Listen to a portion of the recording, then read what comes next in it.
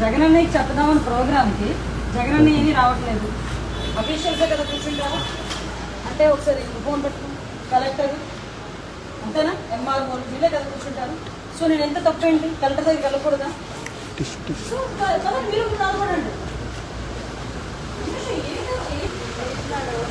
నేను మిమ్మల్ని ఎంతసేపు అర్థం చేసుకున్నా కానీ ఇది ప్రజా సమస్యల మీద నిన్న ఒక చిన్న కుర్రోడు చచ్చిపోయాడు తెలుసా మీకు హైదరాబాద్. ఎందుకు చచ్చిపోయాడు? ఎందుకు పడిపోయింది?